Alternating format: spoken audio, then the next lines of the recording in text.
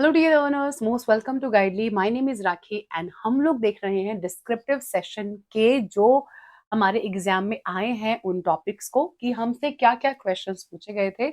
IBPS PO का exam आप लोग देकर आए हैं। आपने बताया कि दोनों ही शिफ्ट में आपको कैसे कैसे क्वेश्चंस मिले। बिल्कुल मिक्स काइंड ऑफ रिएक्शंस थे और साथ में एग्जाम के बाद का जो रिस्पॉन्स था वो भी मिक्स था। किसी को एग्जाम बहुत इजी लगा तो किसी को बहुत मुश्किल लगा, किसी के कोई डाउट्स है। तो एक बार हम देखते हैं कि क्या क्या एग्जाम में आया है और जो लोग आगे एग्जाम में जाएंगे, जैसे एसबीआई पीओ भी होना बाकी है और जो भी हमारे इसके बाद के एग्जाम्स हैं उसमें हम इस एग्जाम से क्या सीख सकते हैं जो आगे जाके हम गलत ना करें, ताकि हम एटलीस्ट अपने फ्यूचर की जो स्ट्रैटेजी है वो अभी से बना सके। क्योंकि ऑब्वियसली हम एक एक्सपीरियंस लेकर आते हैं तो we learn a lot of things when we face some challenges. हम यही ट्राई करते हैं कि मिस्टेक्स को दोबारा से हम कमिट नहीं करेंगे।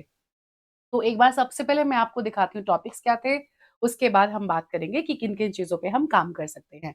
अगर बात करें सबसे पहले शिफ्ट की, तो लेटर के वही 150 वर्ड तीन ऑप्शंस आपके पास थे। पहला लेटर एमएलए को था जहां पर रिक्वेस्ट किया था कि एक पब्लिक पार्क कंस्ट्रक्ट होना चाहिए आपके लोकेलिटी में ताकि आप कम्युनिटी वेलबींग को प्रमोट कर सके। ये लेटर कोई नई बात नहीं है, एमएलए को था या फिर ये लेटर किसी अथॉरिटी को लिखा होता है या फिर आपकी जो भी सिटी का जो डेवलपमेंट अथॉरिटी होती है, ये लेटर उसको होता है। इट वाज नथिंग न्यू कि आपने कोई पहली बार देखा था, ऐसा नहीं है। तो ये लेटर आपको आराम से कर लेना चाहिए था। सेकंड था letter to a magazine editor. Editor को लेटर लिखना भी हर बार की तरह से एकदम स्वाभाविक है। रिक्वेस्ट करा था कि पब्लिकेशन को कि एक आर्टिकल लिखे commercial use of renewable resources पर, हाईलाइट कर रहे थे कि क्या इंपॉर्टेंस है सस्टेनेबल डेवलपमेंट की। इसकी सीधी-सीधी बात मैंने आपसे बहुत बार एसेज में की है, चाहे वो फ्री एसेज हो यूट्यूब पर फ्री सेशंस हो या चाहे पेड हो। तो हमने इवन पूरे-पूरे एसेज भी किए थे और अगर हम प्रीवियस ईयर के पैटर्न को देखें तो इस पर एसेज काफ़ी बार आपसे पूछे गए हैं ग्रीन एनर्जी की फॉर्म में। लेटर टू कंपनी XYZ जहाँ पर रिक्वेस्ट करे थे कि एक इवेंट को स्पॉन्सरशिप करना है, किसी भी प्रोजेक्ट में आउटलाइन करना था इसका पर्पस और एक्सपेक्टेड बेनिफिट। इसमें से मैं बोलूँगी जो सबसे ज़्यादा एक ईज़ी लेटर लिखने के लिए हो सकता था वो पहला वाला था एंड देन सेकंड था। वेल, सबका अपना अलग-अलग होता है बट सबसे ज़्यादा जो चॉइस थी वो फर्स्ट और सेकंड में ही थी। अगर आप एग्ज़ाम देकर आए हैं तो प्लीज़ कमेंट सेक्शन में बताएँ कि आपने क्या पिक किया और किन-किन पॉइंट्स पर आपने बात की। जैसे कि आपको मैंने हमेशा बोला है कि फॉर्मल लेटर को ही पिक करना चाहिए, बहुत ईज़ी होता है लिखना। ऐसे की अगर बात करें तो online doctor consultation and pharmacy mobile application हमारे ऐसे का पॉइंट था। क्या डिस्कस हो सकती थी? बेनिफिट्स डिस्कस हो सकते थे, चैलेंजेस डिस्कस किए जा सकते थे of telemedicine and e-pharmacy services. Focus किया जा सकता था accessibility, cost efficiency and future of digital health care. ये वो पॉइंट्स थे जिनको याद रख के इस ऐसे को आराम से बढ़िया अच्छे से with in the word limit लिखा जा सकता था। अगर फैशन टेक्नोलॉजी एंड सस्टेनेबिलिटी की बात करें तो fashion technology I think practice में नहीं इतना रहा होगा, बट प्रोडक्ट्स की सस्टेनेबिलिटी की हम लोग काफ़ी बार बात करते हैं, अलग-अलग टेक्नोलॉजी की बात करते हैं। वेल, यहाँ पर था तो क्या हो सकता था, तो जो फैक्टर्स नेसेसरी थे कि लॉन्ग टर्म में कैसे सर्वाइव करना है, तो यहाँ पर सस्टेनेबिलिटी को एम्फसाइज़ करने के पॉइंट्स, इनोवेशन और एथिकल प्रैक्टिसेस की बात की जा सकती थी। थर्ड वाला was absolutely amazing, freelancing and gig economy trends. अगर आप यहाँ पर इस वर्ड पे फँस गए तो ये बहुत सिंपल था।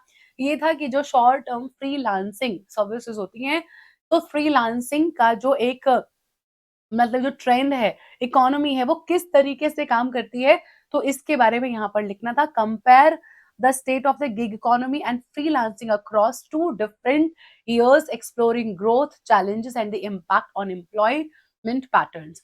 अगर मैं बात करूँ प्रीवियस प्रैक्टिस की, तो अगर पुरानी तैयारी आपकी सही रही है, तो शायद पेपर आपने अच्छे से ज़रूर लिखा होगा। वेल, शिफ्ट 2 की बात करेंगे। लेटर था nearest police station regarding miscreants.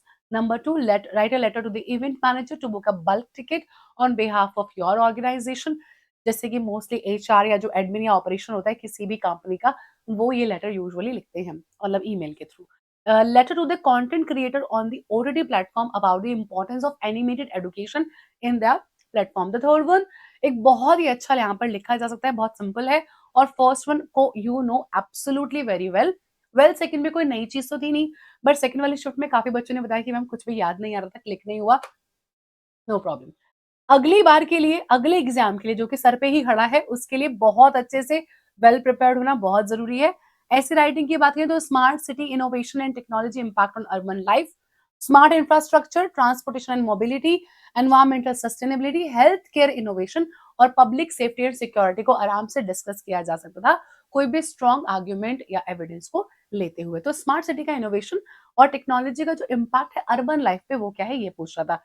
Climate change impact livelihood and agricultural productivity of developing nation, well ये हमने एज इट इज किया है। इवन कमेंट में भी कुछ स्टूडेंट्स ने लिखा है, बहुत अच्छा लगा जान के।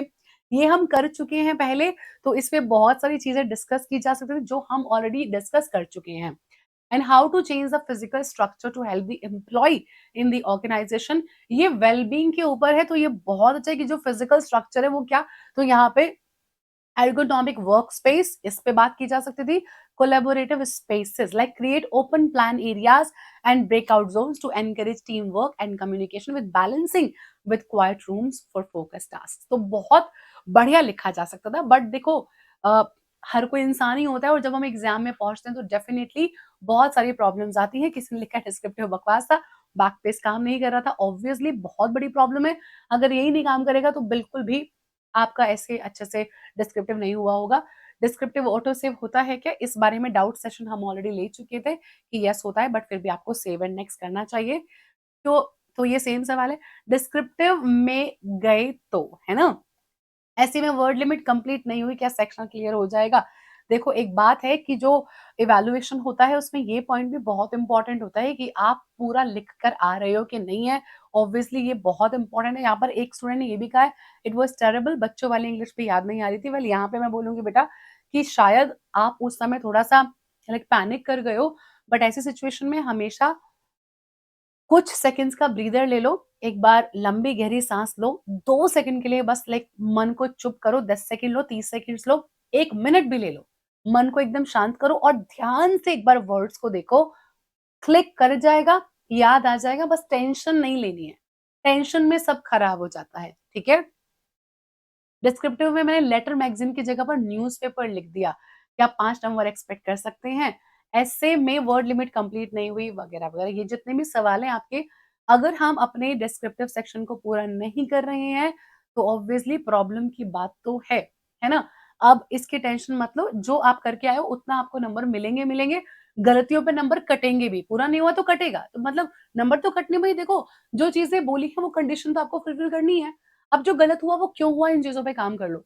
या तो आपने टाइम मैनेजमेंट अच्छे से नहीं किया, आपको कंटेंट की नॉलेज नहीं थी, आपका स्ट्रक्चर या ऑर्गेनाइजेशन कंप्लीटली प्रॉपर्ली नहीं बना, आपने टॉपिक को ढंग से समझा नहीं, या लैक ऑफ नॉलेज रही अबाउट एग्जाम के इंटरफेस के बारे में। इन गलतियों पे काम कर लीजिए, because it's okay to make mistakes but it is not okay to repeat mistakes. तो प्लीज कसम खा लीजिए कि जो गलती अभी हुई है उन पे आप काम करोगे, आप इफेक्टिव टाइम मैनेजमेंट बनाओगे, अपने आप को एलोकेट करोगे कि मुझे इतने मिनट में ऐसे और इतने मिनट में ही लेटर कंप्लीट करना है। एग्जाम कंडीशंस को आप डिसिप्लिन के साथ में फॉलो करोगे, फुल लेंथ के मॉक टेस्ट आप जरूर लगाओगे, आप टॉपिक्स की अंडरस्टैंडिंग को इम्प्रूव करोगे, कीवर्ड्स को एनालाइज करिए और अपने आप को अपडेटेड रखिए।